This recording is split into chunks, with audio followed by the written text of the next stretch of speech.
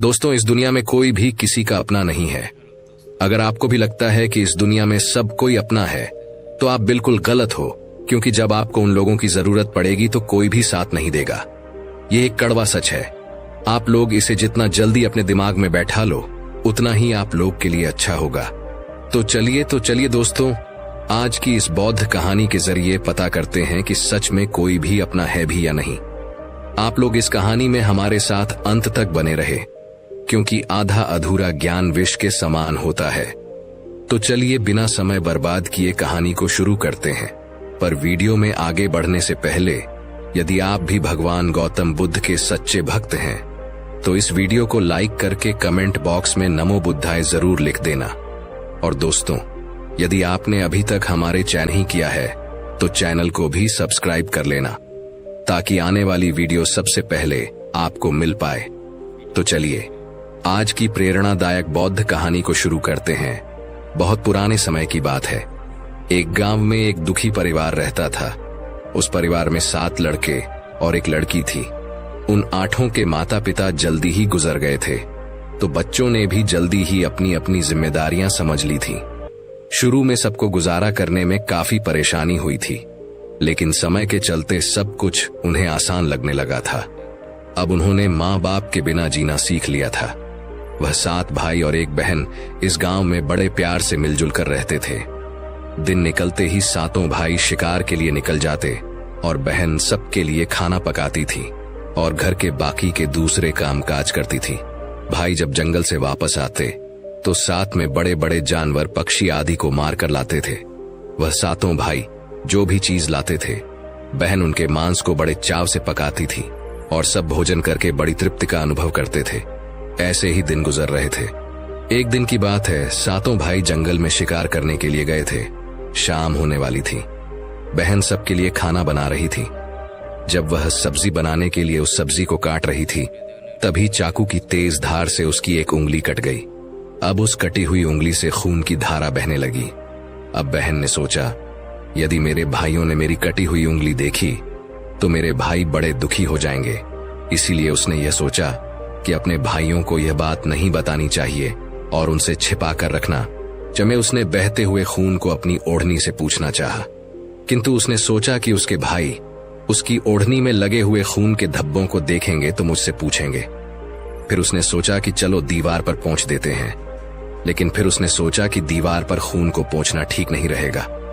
उसने सोचा, अगर मेरे भाइयों ने देख लिया कि दीवार पर खून पोंछा हुआ है तो वह मुझसे अवश्य पूछेंगे और फिर मुझे बताना पड़ेगा और वह फिर परेशान हो जाएंगे। फिर बहन बेचैन होकर इधर उधर घूमने लगी, लेकिन उसे कोई ऐसी जगह नहीं मिली जहां उसका बहता हुआ खून उसके भाइयों की नजरों से बच सके। इसलिए उसे कोई उपाय ना मिलने पर उसने उसी सब्जी में जो खाने के लिए बना रही थी, उसी में अपना खून जो था उसे पहुंच दिया। शाम को जब 7 भाई जंगल से वापस आए तो बहन ने भाइयों के लिए खाना परोसा। आज 7 भाइयों को सब्जी बहुत ही स्वादिष्ट लगी। 7 भाई अपनी अपनी उंगलियां चाटते रह गए और अपनी बहन की पाक कला की तारीफ करने लगे। अपनी तारीफ सुनकर बहन भी बहुत खुश हुई। 7 भाई दिन भर के काम करने के कारण थके थे, इसलिए 7 भाई उस दिन जल्दी सो गए। अगली सुबह रोज की तरह वह 7 भाई जंगल को चले गए। जब वह थोड़ी दूर चले तो उन्हें प्यास लग गई। तभी पास की झील में 7 भाइयों ने पानी पिया और वहीं के पास के पेड़ के नीचे जाकर बैठ गए और बातें करने लगे कि रात के भोजन में बहन ने जो सब्जी बनाई थी वह बहुत स्वादिष्ट थी। सभी उसी सब्जी की चर्चा करने लगे। 7 भाइयों ने कहा, इतना स्वादिष्ट खाना तो हमने आज तक नहीं खाया। वह 7 भाई कहते हैं, आज घर चलकर इसके बारे में अपनी बहन से जरूर पूछेंगे और जानकर रहेंगे कि सब्जी में उसने ऐसा क्या मिलाया था जिससे वह सब्जी इतनी स्वादिष्ट बनी थी। शाम को 7 भाई जब घर आए तो दोबारा अपनी बहन की पाक कुशलता की तारीफ करते हुए कहने लगे, हमारी प्यारी बहन, कल रात की सब्जी में तुमने ऐसा क्या मिलाया था? बहन बताना तो नहीं चाहती थी, क्योंकि वह सोच रही थी अगर उसके भाइयों को पता चला कि उसकी उंगली कट गई है तो मेरे सारे भाई दुखी हो जाएंगे। इसीलिए उसने कहा, कुछ नहीं बड़े भैया, सब जो रोज बनाती हूं वही बनाया था। तो उसका बड़ा भाई कहने लगा, प्यारी बहन, तुम्हें आज बताना ही पड़ेगा। और मैं जानना चाहता हूं कि हमारी बहन ने इतनी स्वादिष्ट सब्जी कैसे से बनाई। बड़ा भाई आगे कहता है, तुम्हें मेरी सौगंध है बहन, तो तुम्हें आज सच्चाई बतानी ही पड़ेगी। बड़े भाई का सब सम्मान करते थे, इसलिए बहन को भी अब सच बोलना पड़ा। उसने धीरे धीरे सारी बात बताते हुए कहा, भैया मेरी उंगली कट गई थी तो बस इतना सा अपना खून सब्जी में मिला दिया था और ज्यादा कुछ नहीं। मैंने सोचा कि आप लोगों को पता चलेगा तो आप दुखी होंगे, इसलिए मैंने अपने खून को सब्जी में मिला दिया था। ये सुनकर 6 भाइयों ने मन में सोचा, इसके खून की चंद बूंदें इतनी स्वादिष्ट हैं तो इसका मांस कितना स्वादिष्ट होगा। रात के खाने के बाद सातों भाई सोने के लिए चले गए। सातों में फिर इस बात की चर्चा छिड़ गई। बड़ा भाई कहने लगा, अरे भाइयों, खून की कुछ बूंदें हमारी बहन की इतनी स्वादिष्ट है तो सोचो उसके शरीर का मांस कितना स्वादिष्ट होगा। सबने बड़े भाई की हाँ में हाँ मिलाई, परंतु छोटे भाई को यह बात गलत लगी। उसने बड़े भाई का मान रखते हुए कुछ नहीं कहा और अगले दिन शिकार के लिए सातों भाई जाते हैं। उस समय सातों भाइयों ने योजना बनाई कि बहन को मारकर उसका मांस बनाएंगे और खाएंगे। बहन का मांस खूब स्वादिष्ट होगा। 7वें भाई को अपने बड़े भाइयों की योजना बिल्कुल भी अच्छी नहीं लगी। वह अपनी बहन को बचाने के लिए बेचैन हो गया। वह खुलकर इसका विरोध तो नहीं कर सकता था क्योंकि 6 भाई एक तरफ थे। सभी भाइयों ने मिलकर एक टीले पर बांस के पत्तों का एक चबूतरा बनाया जिसे चांद कहते हैं।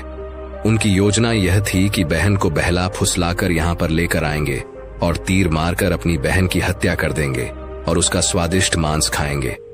अगले दिन बड़े भाई ने अपनी बहन से कहा, मेरी प्यारी बहन, अब तुम बड़ी हो गई हो और शादी के लायक हो गई हो।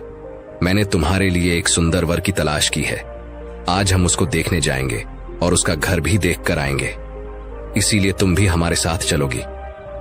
बहन शादी की बात से बहुत खुश हुई। तुरंत तैयार होकर भाइयों के साथ चलने लगी। चलते चलते जब बहन थक गई तो उसने अपने बड़े भाई से पूछने लगी, भैया मेरा ससुराल अब कितना दूर है? तब बड़ा भाई बोला, बस अभी कुछ देर में हम पहुंचने वाले हैं। और बड़ा भाई बोला, वह देखो बहन, दूर से दिखाई दे रहा है। बड़ा भाई उसी टीले पर बने चांद को दिखाते हुए बोला, देखो मेरी प्यारी बहन, तुम्हारा ससुराल जहां तुम राज करेगी। यह सुनकर बहन आनंदित हो उठी।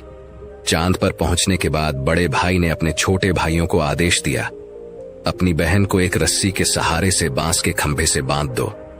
सभी भाई मिलजुल कर जल्दी से बहन को बांधने लगे। बहन ने अपने सभी भाइयों को हत्यारे के रूप में देखकर उसका हृदय हाहाकार करने लगा। वह ईश्वर को याद करते हुए कहने लगी, हे ईश्वर, अब तुम ही मेरा सहारा हो। मेरे सातों भाई मेरी हत्या करना चाहते हैं।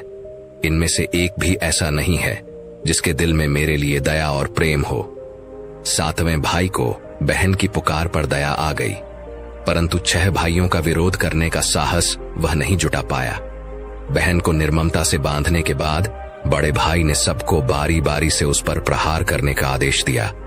बड़ा भाई सबसे पहले हाथों में धनुष बाण लेकर जब अपनी बहन पर प्रहार करने को आगे बढ़ा, तब बहन भाई के सामने हाथ जोड़कर करुण स्वर में कहने लगी, मारो मारो भैया, छाती में लक्ष्य करके तुम्हारा तीर जंगल को जाएगा भैया।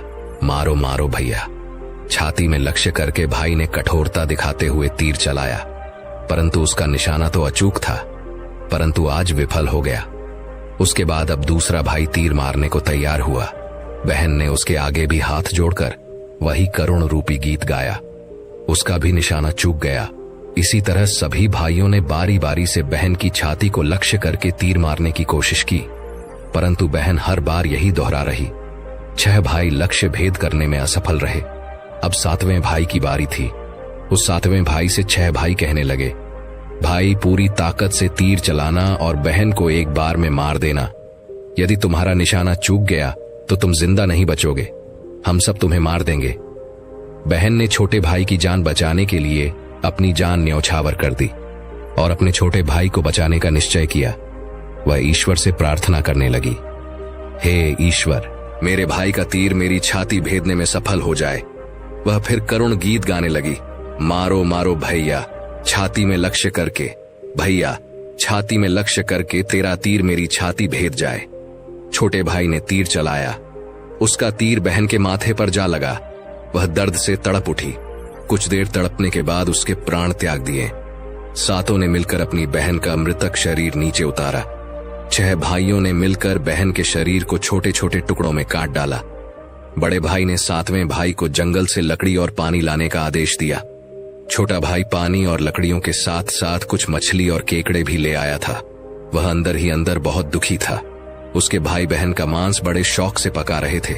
छोटा भाई बहन के मांस के साथ मछली और केकड़े भी पकाने को डाल दिए, जिससे उसने अपने खाने का जुगाड़ कर लिया। चावल और मांस तैयार हो गया। छोटे भाई ने पहले ही अपने बैठने के स्थान पर एक छोटा सा गड्ढा खोद लिया था। उसने अपनी बहन के मांस को चुपके से उस गड्ढे में डाल दिया और मछली और भात खाने लगा। बाकी 6 भाई बहन की हड्डियां चबाने लगे तो छोटा भाई केकड़ा चबाने लगा। जब सबने बहन के शरीर का स्वादिष्ट मांस खाकर अपना पेट भर लिया तो बड़े भाई ने 7वें भाई से कहा कि जूठा साफ कर दो। तब छोटे भाई ने जो बहन की बची कुची हड्डियां और शरीर के अन्य भाग जैसे सर, नाखून, पंजे, इन सबको इकट्ठा करके एक गड्ढे में डाल दिया और ऊपर से मिट्टी से ढक दिया। कुछ समय बाद जहां पर बहन के मांस के टुकड़े डाले गए थे, उस स्थान पर बांस का एक पौधा उगाया था। धीरे धीरे वहां पर बांसों का झुंड बन गया। एक बार एक संत आए और उसी बांस के झुरमुट तले छुपकर मलम करने लगे। उसी समय आकाशवाणी हुई, संत दुर्गंध आ रही है, संत दुर्गंध आ रही है। बार बार यह आकाशवाणी सुनने के बाद संत ने झटपट उस स्थान को साफ कर दिया। उस संत ने झुरमुट में से एक बांस को काट लिया और अपने साथ ले गए। उस बांस को काटकर संत ने एक बहुत ही सुंदर बांसुरी बनाई और उसे बजाकर दिन भर लोगों के घर जाकर भिक्षा मांगने लगे और बदले में खूब सारा उपदेश देने लगे। एक दिन की बात है, संत भिक्षा मांगने के लिए उसी गांव में चले गए जहां पर उस बहन के 7 भाई रहते थे। जैसे ही वह संत बड़े भाई के द्वार पर गए, जैसे ही संत ने बांसुरी बजाना शुरू किया, उसमें से आवाज आई, ही है दुश्मन, सबसे बड़ा नहीं, बाजो रे बांसुरी, बड़े भाई के घर नहीं, बाजो रे बांसुरी बांसुरी। आगे बोली, दया प्रेम सब छोड़कर रिश्ते में यही दाग लगाया है, नहीं बाजो रे बांसुरी। इस तरह की करुण आवाज सुनकर बड़े भाई के पसीने छूटने लगे। उसने अपनी पत्नी से कहा कि इस योगी को तुरंत भिक्षा दो और यहां से विदा करो। उसकी पत्नी ने वही किया। योगी को तुरंत भिक्षा देकर विदा कर दिया। इसी तरह योगी बाबा बारी बारी से 6 भाइयों के द्वार पर गए। उनके घर जाते ही बांसुरी से स्वयं वही गीत बजने लगा। उन 6 भाइयों ने भी अपनी पत्नी को तुरंत ही कुछ भिक्षा देकर संत को विदा करने को कहा। उन 6 भाइयों के मन में डर समा गया कि कहीं अगर यह संत ज्यादा देर रुका तो पोल खुल जाएगी कि अपनी बहन की हत्या इन्होंने ही की है। अब अंतिम समय 7वें भाई के द्वार पर आया। जैसे ही वह योगी वहां पहुंचे, 7वां भाई अभी तक कुंवारा था और अकेले रहता था। जब योगी बाबा उसके द्वार पर उपस्थित हुए तो बांसुरी बोल उठी, बाजो रे बांसुरी, मेरे सबसे छोटे भाई के घर। मेरे छोटे भाई ने मन की बात में छुपाकर रखी है, युग युग की। वह बांसुरी बोली, यही है मेरे सबसे प्यारे भाई का घर।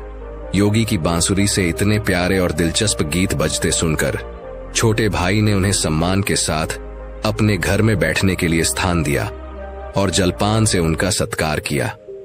उसके बाद छोटे भाई ने बांसुरी के विषय में चर्चा की। योगी ने के जन्म की कहानी छोटे भाई को बताई कि कैसे उन्होंने बांस को काटकर बांसुरी बनाई है और कैसे आकाशवाणी हुई थी।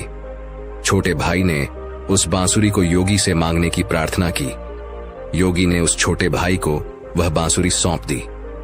योगी के चले जाने के बाद छोटे भाई ने बांसुरी को अपने बिस्तर के सिरहाने की तरफ साफ सुथरे स्थान पर धूप दीप जलाकर सम्मान के साथ रख दिया। कुछ दिनों के बाद छोटे भाई के घर में परिवर्तन दिखाई देने लगे। जब वह काम से घर लौटकर आता तो सारा घर साफ सुथरा होता था। जब रोज रोज यही बात दोहराने लगी तो छोटे भाई ने अपनी भाभियों के घर जाकर पूछा, भाभी, मेरी गैर हाजिरी में आप लोग मेरे घर की साफ सफाई करते हो क्या? सभी भाभियों ने जवाब दिया, हमें अपने घर के कामकाज से फुर्सत नहीं है, तुम्हारा घर कैसे साफ करेंगे? छोटे भाई ने निश्चय किया कि वह आज छुप कर देखेगा कि उसका घर कौन साफ करके जाता है। इसलिए छोटा भाई आज काम पर नहीं गया और वह घर के एक कोने में छुप गया। घर सुनसान होते ही जहां पर बांसुरी स्थापित की थी वहां से उसकी बहन की शक्ल की एक लड़की निकली और उसने घर का सारा काम किया और फिर उसी बांसुरी में समा गई। छोटे भाई ने यह सब देखा तो उसे अपनी आंखों पर विश्वास नहीं हुआ। फिर छोटे भाई ने यह बात अपनी बड़ी भाभी को बताई। बड़ी भाभी ने अपने छोटे देवर को समझाया कि जैसे ही लड़की बांसुरी से बाहर निकलेगी तुम उस बांसुरी को आग में डालकर जला देना और फिर उस पर तुलसी का जल छिड़क देना, फिर देखना क्या होता है। छोटे भाई ने बड़ी भाभी के कहे मुताबिक काम किया। उसने लड़की के निकलते ही बांसुरी को आग में डाल दिया और लड़की पर पवित्र तुलसी का जल छिड़काव किया। तुलसी जल के स्पर्श से वह लड़की मानव रूप में आ गई। भाई ने देखा वह तो उसकी प्यारी बहन है। उसने अपनी बहन को गले से लगा लिया। उसके बाद दोनों बहन भाई बड़े प्रेम से रहने लगे और बहन बहन ने भाई को और भाई ने बहन को अपना लिया। खुशी से एक दूसरे के साथ रहकर वे जीवन यापन करने लगे। दोस्तों, यह एक कड़वा सत्य है कि इस दुनिया में कोई भी व्यक्ति किसी का सच्चा अपना नहीं होता। रिश्तों की मिठास और दोस्ती का बंधन अक्सर स्वार्थ से जुड़ा होता है। जब हम कठिनाइयों का सामना करते हैं तब हम देख सकते हैं कि हमारे आसपास कितने लोग वास्तव में हमारे साथ हैं। बाहरी दुनिया में सब कुछ दिखावटी है। हर कोई अपने फायदे